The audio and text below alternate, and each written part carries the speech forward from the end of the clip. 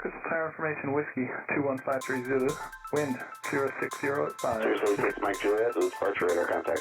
Hazardous weather information from Minnesota available on flight service frequency.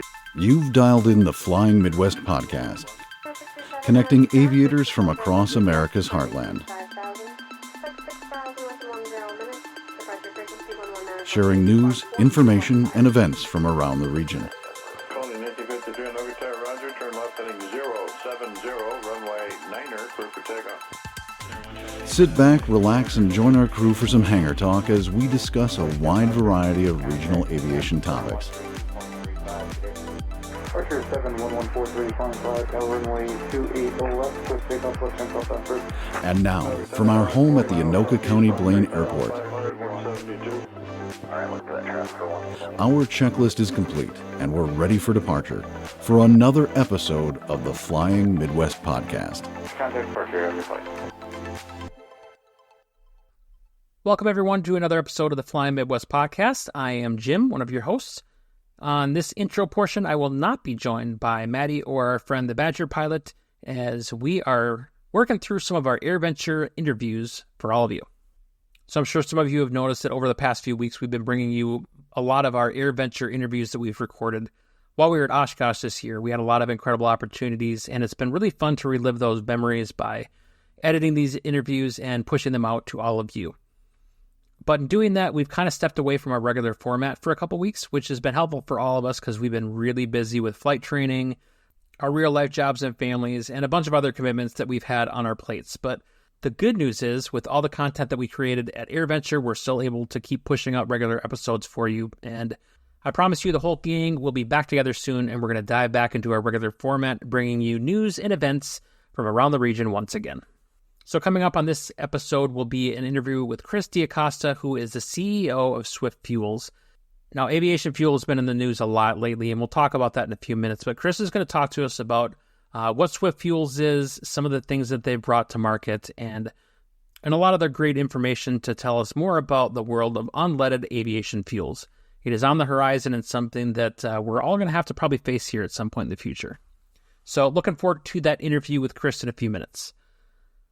But before we do that, I want to give a big shout out to our newest Patreon supporter, Greg, who joins us at the monitoring CTAF level.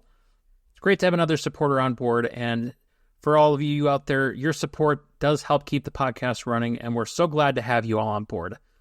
If you're not already on the Patreon, now's a great time to join us.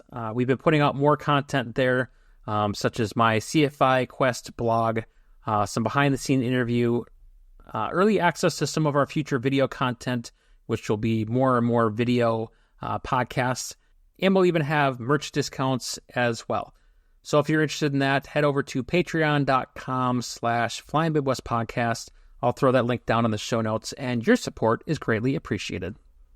And as we're talking about supporters and community for the Flying Midwest Podcast, I want to read an email that I got from a listener who wanted to get into our Discord community. So those of you who are not aware or haven't been listening to us plug it for a while, it is a place where members of the Flying Midwest community can come together. We talk about all kinds of things, aviation, events, things like that. But I got this email from Joe with the title, "Any traffic in the area, please advise." The content of the email is now for the meat and potatoes of this email. And if you know, you know. I've been catching up on the podcast ever since learning about it a couple of months ago. Wondering if I could get the link to your Discord server so I can assist Badger in defending Wisconsin's honor. You're going to need a lot more than that to defend Wisconsin's honor, sir. Thanks, and really, really big fun text. See ya. So thanks, Joe, for joining the Discord community. And if any of you are interested in joining, just send us an email to flyingmidwestpodcast@gmail.com. We'll get you a link, and you can join the conversation. All right, now is the last quick little housekeeping item where I beg you once again to give us a rating and review. If you're enjoying our show, we'd really appreciate if you could take a moment and leave us a rating or a review on your favorite podcast platform. It helps more people discover our podcast. We love hearing and reading the feedback, and if you leave us a review, we'll be sure to read it in an upcoming episode. Your feedback and comments really help to fuel us as we put out episodes and create this podcast, and we love hearing from each and every one of you. So if you'd be willing to do that for us, we would greatly appreciate it. Though we're not having a traditional news and event section, I do want to share some news. And this is a huge congratulations to our former host, Trevor, who after several years of a lot of hard work and a lot of dedication is now officially flying as a first officer for Regional Airlines. That is so awesome that he has achieved that. I know how much work he's put into it, and we are so proud of him for achieving this dream of his, and congratulations, sir, on achieving your first officer status. So, as our friend Joe suggested before that maybe we say this term too much, I'm going to say it again anyways. On to the meat and potatoes of this episode. We'll be jumping into a critical topic in aviation, which is aviation fuel. I'm excited to welcome Chris D'Acosta from Swift Fuels. He is the CEO of the company, and will be talking to us about all kinds of things aviation fuel. It has been in the news a lot lately. We see the recent legislation out of California where they want to get rid of lead aviation fuel in the next handful of years. This effort to get the lead out of aviation fuel has been gaining a lot of steam lately, and Swift Fuels is one of the companies at the forefront that is developing unleaded aviation fuels, and they're based right here in the Midwest. So Chris is going to break down what's been happening in the industry as well as how they're responding and what it means for us pilots. It's a really important conversation, so stay tuned as we join Chris and AirVenture to talk about the future of aviation fuels. Well, welcome everyone to another special edition of the Flying Midwest podcast, live from AirVenture. We're joined with Chris D'Acosta, who is the CEO of Swift Fuels. So we're going to talk about all kinds of things aviation fuel. It is a big topic in the community right now as far as getting the lead out, as people have said. So we'll talk about those different alternative fuels that are out there and the work that you guys are doing in the community. Great. I'm glad to be here. Thanks very much. Yeah, thanks for being part of it. Before we get started, though, we do like to do what we call our Fast 5 questions once this tractor goes by. It's, I don't mind the AirVenture ambiance of its airplanes, but tractors or equipment backing up, that I don't know, the trams are kind of quintessential Oshkosh. There you go. So we did this Fast 5 questions where we asked just some quick questions to break the ice and kind of get started. So with that, question number 1 for you. Favorite plane that you've seen at AirVenture? And it doesn't have to be just this year. Well, that's in our booth. It's an Extra 230. It's an awesome airplane. It was originally owned by Patty Wagstaff. Okay. And it's been bought by another party who's ally of ours. And he agreed to have it fly up here on our 100R, 100-octane fuel. We call it 100R. And it flew from Lafayette, Indiana up here. Okay. A few days ago before Oshkosh started. It's in our booth. And it's just been on some sort of a historic photo op thing with 3 or 4 other airplanes. They just landed about 10 minutes ago. That's cool. And it's going to be a major press item when it's the ICA that when they come out with their publication, it's going to be a big deal. They were commemorating something that happened like 60 or 70 years ago with a series of airplanes, and I don't know what exactly the dates, but there's a Suco and there's 2 or 3 other airplanes that they were all part of a single video thing in the air, and it's going to be really cool when we see it. That's neat. Mm-hmm. We'll look forward to that. Question number 2, best kept secrets of AirVenture. I have no idea. I don't think much is secret. It's more like best false rumor. Oh, we'd accept that. No, I'm not going to give you any. I'm just telling you that this particular Oshkosh is filled with a lot of rumors that don't all add up. So okay, go figure. Yeah, right. We try to, we're business people. We try to be very clear and transparent on everything that we do, and we don't really cater to the whole propagation of false information, misinformation, whatever. We're not into that space. So that's good, though. Yeah. So if I go silent, it's because there's nothing reasonable to share. Fair enough. Worst weather experience you've had at AirVenture? There have been a few times we've had some serious rain, lots of large puddles in the tent, but nothing that was life-threatening or anything that I can recall. That's good, though. Yeah. Question 4, do you have a favorite food or beverage on the grounds? I go to the Vintage Cafe, and I eat a double bacon cheeseburger as often as I can, my waistline can afford to. Okay. I strongly recommend those. That's going to be on my list tonight. We've got a little event I will say, for the healthier type, there is a brand new Chick-fil-A this year, and it's usually sold out at lunchtime, but it's a big audience pleaser up the way from where we are. Yeah, I checked that out a couple days ago. I can confirm it's good. And the final question, if you could meet anyone in aviation, dead or alive, who would it be? Wow. Every once in a while we get deep. I'll let you know. I mean, to be honest with you, I don't have an answer to that. I know a lot of talented, respected people of all different sorts, of all different generations, and they're all alive. So I don't have any historical kind of a deceased thought in mind as to someone, but I think I deal a lot with the leadership in aviation now. So I'm often in meetings with Jack Pelton and Mark Baker and Pete Bunce at Gamma and Kurt Castagna at NATA, and there's a whole bunch of FAA types. I'll be in front of a bunch of FAA people in about an hour and a half from now. And, you know, most of these are senior leaders that have been in aviation for a long, long time. So I feel like my hands are full dealing with a lot of highly engaged people.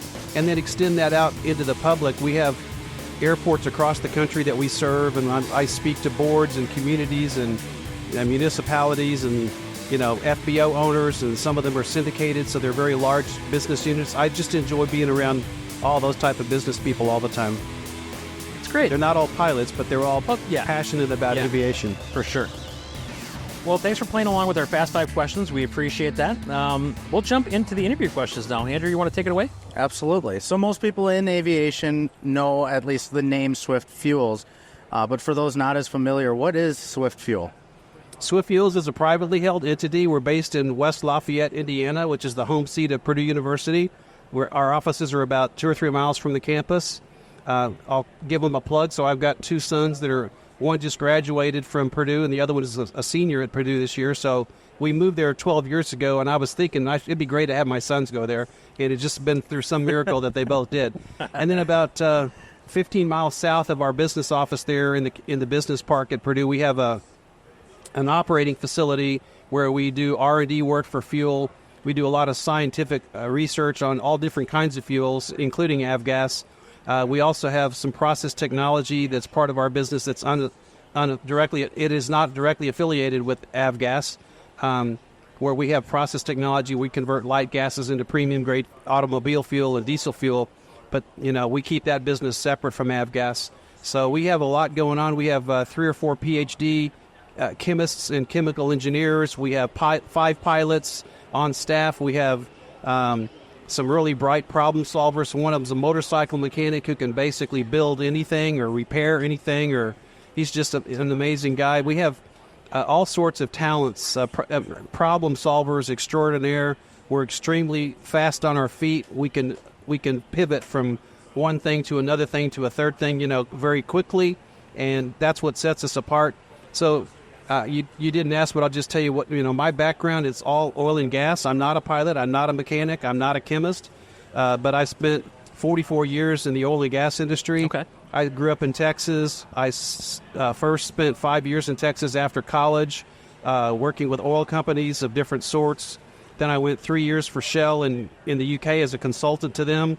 Then I spent 4 more years at Shell in Houston, on a related large project that involved hundreds of people. Then I transitioned. I did some other consulting work around North America. Then I went to Mexico. I worked for the trading arm of Pemex, the Mexican national oil company, for 3.5 years. Then I did a transition. They had a political election, and then things changed, and I went down to Argentina, who had just privatized their national oil company, one of them, YPF. And I gave them a big dose of how to be an international oil company in that experience. And then shortly after that time, I was hired away by Koch Industries in Wichita, Kansas. So I repatriated from Argentina, from Mexico, from Houston, where I'd lived before. And now at that time I was living in Kansas. I lived there 18 years. Okay. My wife and I got married in Mexico, and she came with me, obviously. We had the 2 kids while we were in Kansas. And then 12 years ago or so, Rob Broyne, who's the chairman of our company, he was in contact with me about the company. He had acquired some assets and was interested in having somebody run the company. So I looked at it and said, yeah, I can do that. So I was thinking Purdue. I was thinking small, in the sense of having been with a bunch of international integrated oil companies for a long period of time. I thought this was a way to plant some roots and do a number of other things. I thought, limit travel to some extent because I was traveling all over the world. But then but since I've been here, I've traveled pretty much as before, but mostly in the U.S., but not entirely. So anyway, there's more to that story. But it's been a great fit. We've come up with a lot of proprietary intellectual property that affects both avgas and our process technology. I work with a great group of people. We're national leaders. So people, when we started, they'd never heard of Swift fuels. They didn't know what it was. A few months after we started working in avgas, I was working with competitors from major oil companies like Shell and Total and BP and a number of others. And those guys, who's Swift fuels? So we decided to focus our efforts on a proprietary blend of aviation gasoline, which we call UL94. Okay. We had patent rights to that. We sold it exclusively in North America at the time, and so no one else could touch it. And that's how Swift Fuels' name began to grow. People were like, "Oh, Swift Fuels, those are the unleaded avgas guys," and that helped. I guess you'd say we elbowed our way into the market, so people to build a brand and some name recognition about producing premium quality unleaded avgas. And now we're all about the high octane 100R replacement, the global replacement fuel for 100 low lead on a global scale. So that's what's next. So you lean into the next topic I had for you. So, obviously we talked at the outset that this is a hot topic in aviation right now. So how did Swift Fuels get involved in this movement to start with? Or did you kind of start the movement within the space? Well, not really. So whatever the movement is, so the Clean Air Act was in the early 70s to get rid of lead. It was Clean Air Act was across a wide swath of environmental matters, but one of those was dealing with lead, and of course at the time it was autogas. And in up until the early 90s, there was things the EPA did to position for the elimination of lead from autogas. In 1993, aviation was given some sort of a waiver not to immediately worry about lead being taken away from aviation. Okay. That was in 93, so that's 30 plus years ago. Yeah, a few years ago. And so the FAA was working heads down on that problem since that time. And then fast forward about 20 years into the 2013 time frame, 20 years later, they hadn't cracked the nut. They'd been trying, and there was a desire to partner with industry. So then you had FAA plus industry trying to figure out how to work together to solve this problem. And that morphed into something called PAFI, Piston Alternative Fuels Initiative. And in 2014, we entered call it a government contest to present alternatives. And we presented 3 out of 17 alternatives, we Swift. And then that morphed into a number of other things. Many of those were not selected. 2 of ours were selected. Then it was one-on-one with another company. Okay. And then by the end of 2018, we stepped away from PAFI because we felt like it wasn't going where we wanted it to go. So we basically became self-sufficient with a process called supplemental type certificate. It was not the same thing as PAFI, but we still were equally committed to the FAA. Everything we do is FAA conforming. Everything we do has FAA oversight. Everything we do involves FAA personnel, some of whom I pay as designees on my staff. Others are part of the government regulatory process that are not paid. And so we basically created an environment where Swift can program manage the activities, but under the oversight of the FAA. Okay. As opposed to what we did before, which was we handed our fuel to somebody and they handled it all and gave us data back that we couldn't use. So we prefer this alternative. Okay. And it's been working well for us, and we've packaged results after results after results. And I'm here talking to people here at Oshkosh, showing people, telling people about all of that. So we're very, very close, like days away, on the certification of our 100R fuel with the FAA for the STC, the initial STC program. And then we just 2 or 3 weeks ago got unanimous consent to ballot our ASTM international standard. It's a specification which you need for the global marketplace. So FAA gives you something up to the wingtip, and ASTM gives you something for everything else. Okay. We're working on both of those in parallel, and the unanimous consent to go to ballot happened, and so the ballot process is starting now, and we're going to go on a course over the next weeks and months through the ASTM process to get that all finished, and that'll deliver a production spec. So between the FAA certification, which in the form of an STC, and the ASTM international specification, those 2 things allow us to go to market. Okay. And that's for the 100R, you said, right? That's for the 100R. We did exactly the same thing in 2014 with UL94. We got FAA approval on 75% of the U.S. fleet with UL94, and we also got ASTM international approval on a spec called D7547, and we took those 2 things to market in order to sell our fuel. We've been selling UL94 across the country for 9 years. We're the only company selling unleaded avgas in the United States.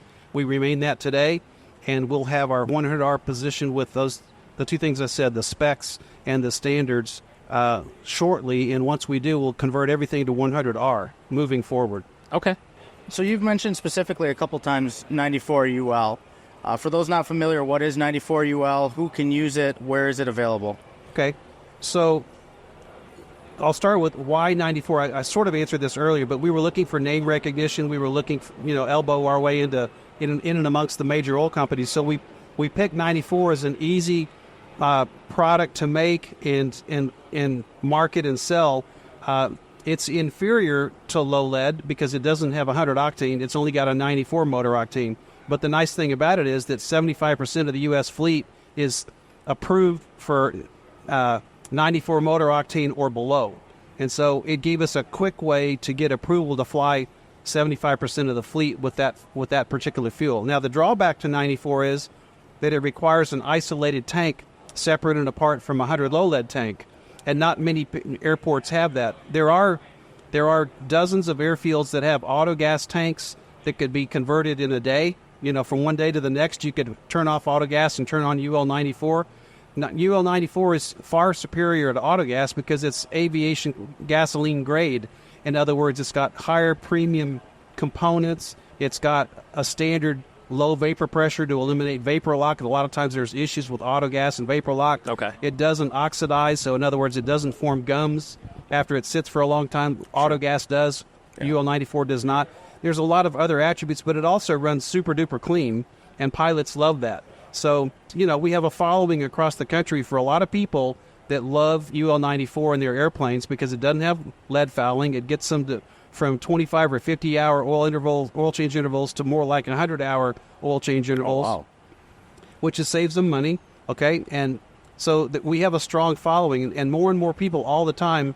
If you watch my webinars, they're on the internet. If you watch my presentations like here at Oshkosh, I explain fully how there's a degree of, I would call it activism across the country. There's people that are upset about lead in their neighborhoods for whatever reason. Right. And they're knocking on the door of their airports, and the airports are calling Swift and saying, we want your fuel, and we take them through an onboarding process, and we get the fuel out there. So it's been a tremendous opportunity for Swift to help initiate the transition. Like I said, we've been selling this for 9 years, and our growth curve is up and to the right, so it's everything's working super well. That's a good problem to have, up and to the right. Exactly. All right, so you have more and more airports that contact you about this. So how could a pilot figure out where these different locations are at? Is there like a specific... Well, could you go to your website or... Yeah, so our website is swiftfuelsavgas.com. There's a map and a list of sites. So we're not everywhere, but we're in the Northeast. We're in Florida. We're across the Midwest. We're at Rocky Mountain region, and we got a lot of new airports since the last 3 years in California. So I think we're up to 23 or something like that in California right now, and there's more knocking on the door. So we're not everywhere, but if a pilot is, let's say, isolated and wants to know how to help out his area, he or she can call us directly.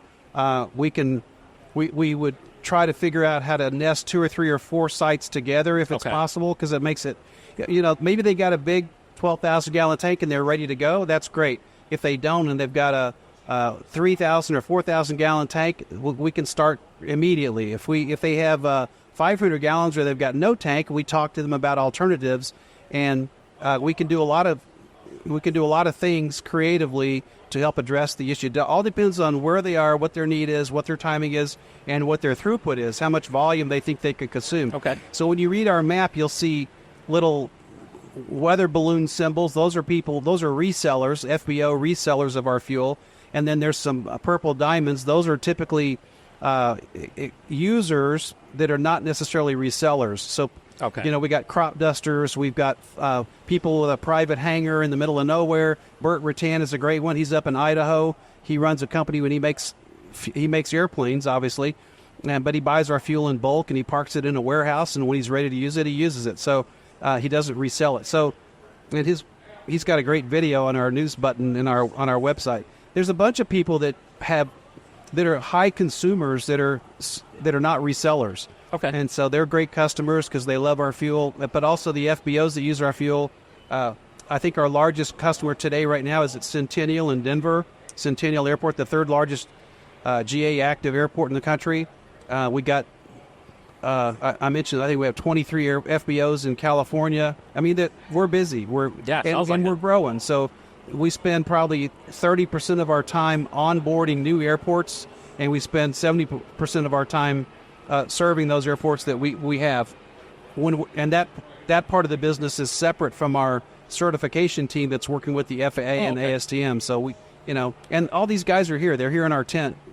We're sitting in a tent that's 80 feet long and 40 feet wide. We have an extra 230 aircraft here in the tent, and we got a lot of people coming and going that want to know more about our fuel. So that's what I'm here talking to you guys, Jim and Andrew, to share kind of what we're doing. So you had mentioned earlier you need a completely separate tank for the 94 UL, and I think there's some concern for those that are using 100 low lead because it's more readily available about the ability to mix the two. Is that a valid concern? So in the wet wing of an aircraft, you can mix, if you're certified to use 94, so that's 2/3 of the U.S., 75% of the U.S. fleet, there's absolutely no problem intermixing the fuel in that wet wing of an aircraft. So if you've got a half-full aircraft with low lead in it and you want to top off with UL 94 and you're certified to use 94, there's absolutely no problem with that whatsoever. If your aircraft is empty and you put 94 in there, obviously that's perfectly fine too. You have to have the STC and you have to have the proper permission to use it. But if you've got that all squared away, then it's either 0% up to any ratio with low lead and you're perfectly fine intermixing.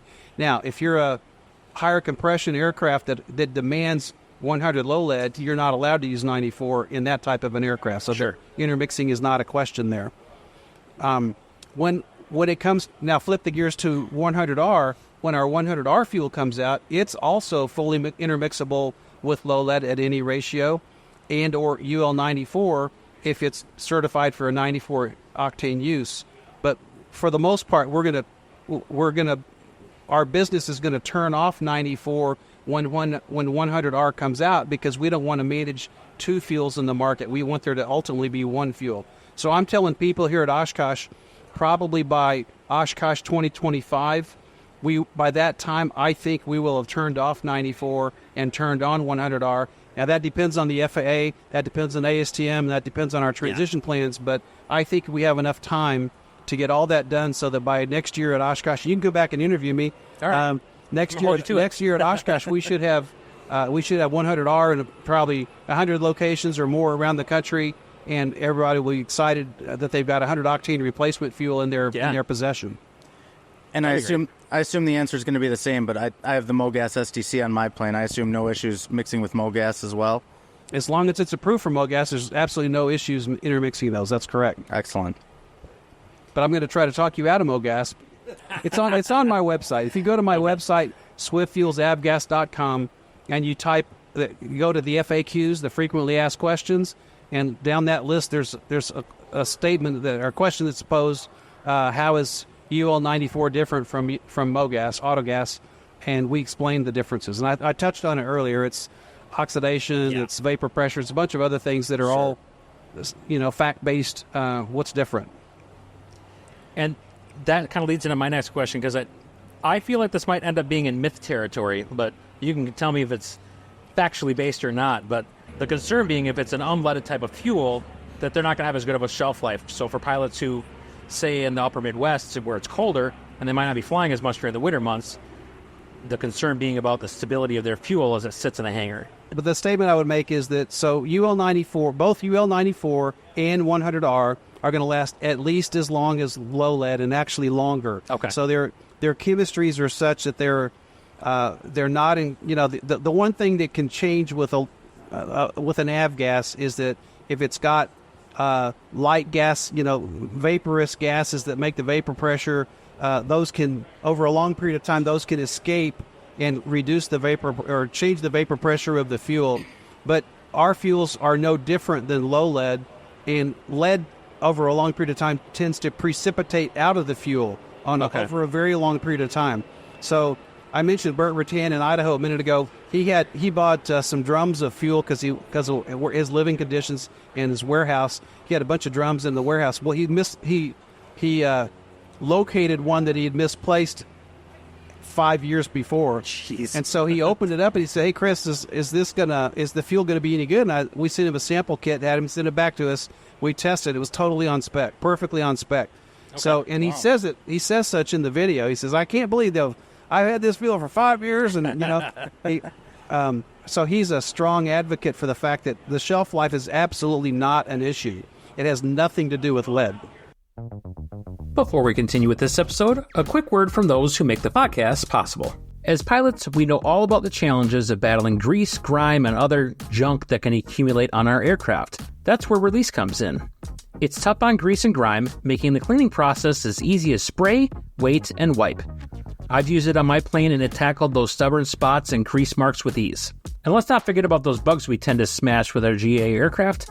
With Release, those stuck-on bugs don't stand a chance. What's even better is Release is non-corrosive and free of harsh chemicals, so it's safe to use on a variety of aircraft materials. Release is also great for home, cars, boats, and RVs.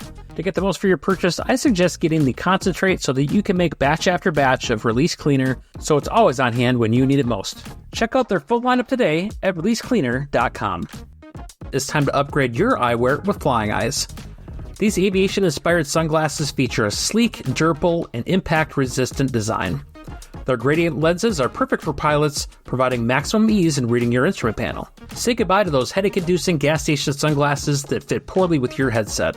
Flying Eyes is designed by pilots for pilots to ensure superior comfort. Enter code FlyingMidwest10 for 10% off your next purchase at Flying Eyes.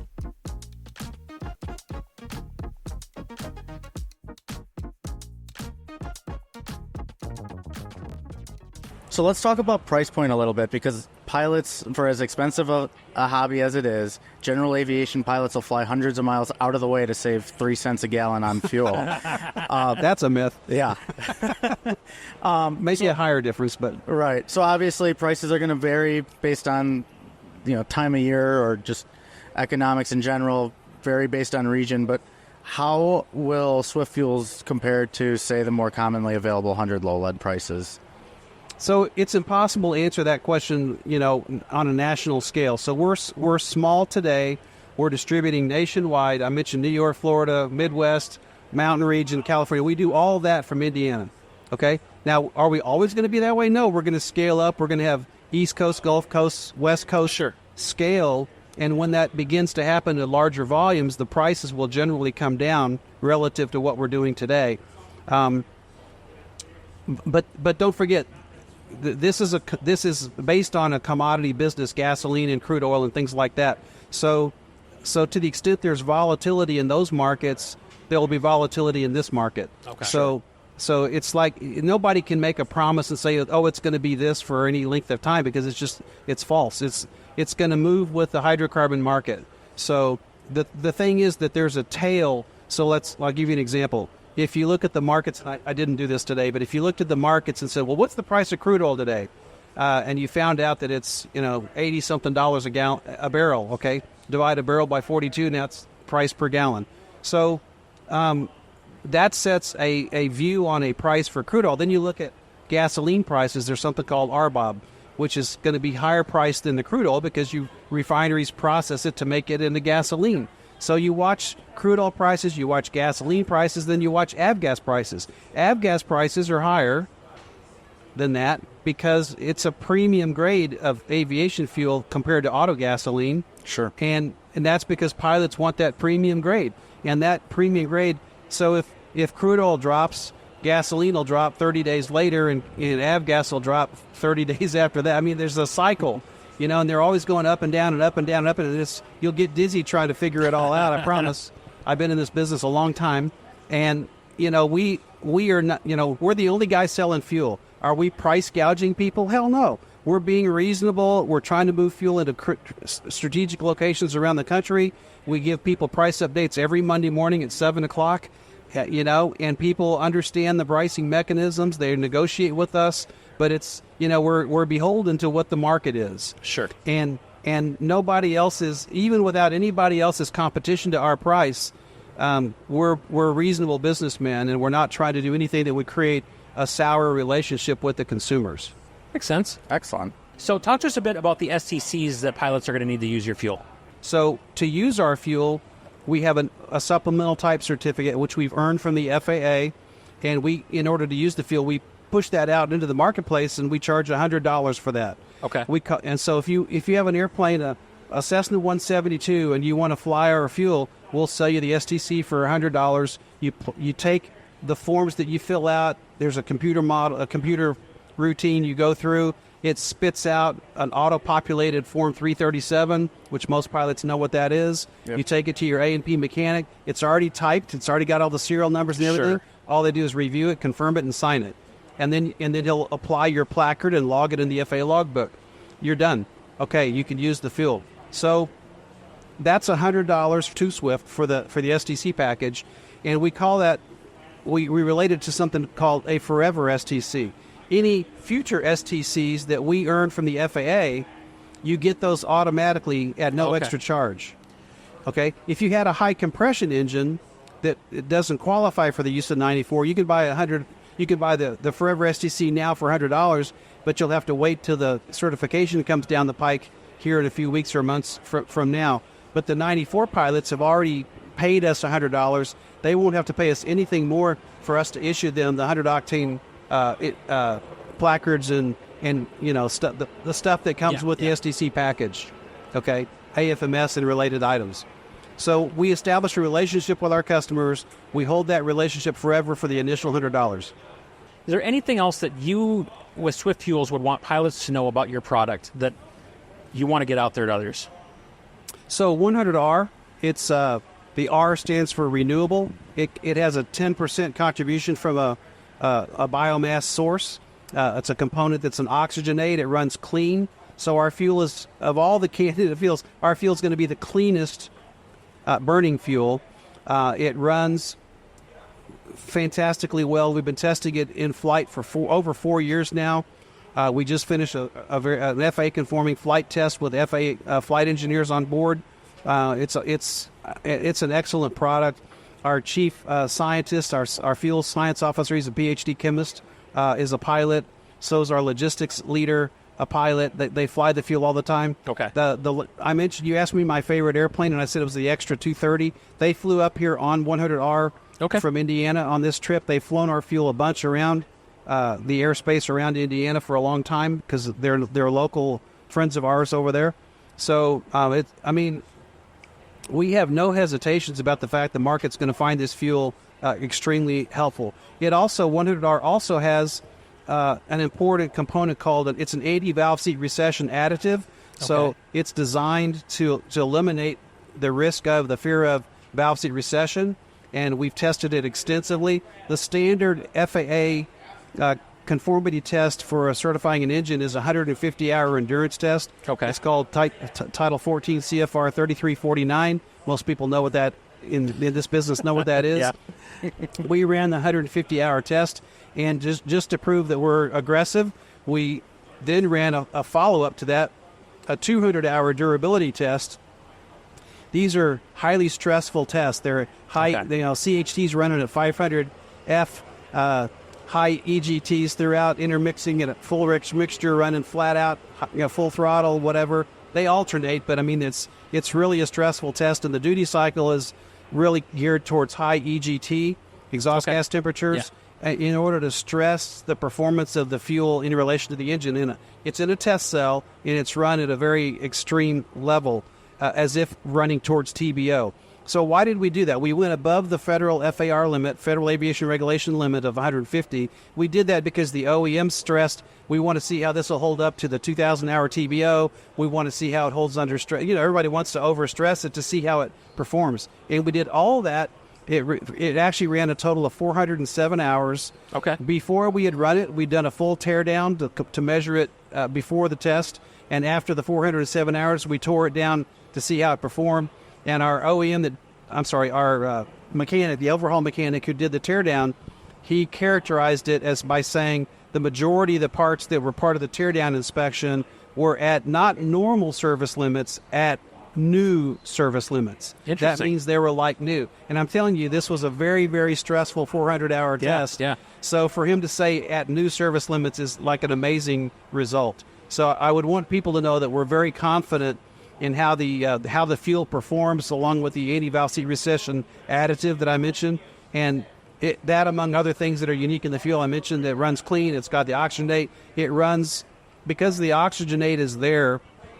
It burns cleaner. In other words, it burns more completely, more efficient, clean combustion.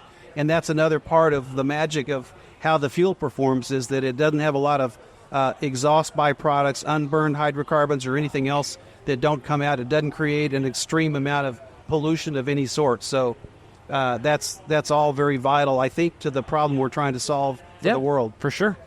Well, Chris, you've given us a lot of great information. Is there anything else important that you want to cover that we haven't asked you? I think we got it, but I'm available, and I'm happy to come back next year when I'm selling 100R all over the place. There you go. Awesome. So, again, thank you so much for your time, and we appreciate all the information. Glad to be here. Thank you. So, big thanks once again to Chris for joining us at AirVenture this year to talk about Swift Fuels. Again, it is certainly not a topic that's going away anytime soon. We keep hearing more and more about removing lead from aviation fuel, so keep an eye on this topic. It is going to continue to be at the forefront of aviation conversations. As I mentioned at the start of the episode, we're always looking for new ways to get the podcast into more ears, so it would really help us if you could share the podcast either on your social medias or to your friends, hangar mates, flight instructor, DPE, the FSDO, maybe not the FSDO, or anybody else who might be interested in learning more about aviation, not just in the Midwest, but we cover a lot of different topics outside of the region as well. So if you could like and share the podcast, we'd appreciate it. And again, leaving a rating or review wherever you listen to this podcast is really helpful in spreading the word throughout the podcasting space. Enough said about that. We really appreciate the support and everyone who has helped us out in that regard in the past. And again, if you want to be part of the larger community of Flying Midwest Podcast, you can join us on Discord. Send us an email at flyingmidwestpodcast@gmail.com. I will send you the link, and you can join that conversation over there. And finally, you can support us by visiting any of our affiliate links down in the show notes for Flying Eyes Optics, Lightspeed Headsets, or the sponsor for this episode, Release Cleaner. So in our next episode, you can expect our fun brand of Hangar Talk to return as Maddie and Badger join me once again to return us back to our regular format as we share some more news and events from around the region. We'll have another segment of Badger and Camp Scholler from AirVenture this year, as well as a couple of interviews to share with you as well. So look forward to having you back for that episode. So thanks for joining us on this episode of the Flying Midwest Podcast, and until next time, see ya! Flight 536, contact Minneapolis Center 132.35 today. Thanks so much for joining us on the Flying Midwest Podcast. Until next time, podcast service terminated, squawk VFR, frequency change approved. Good day.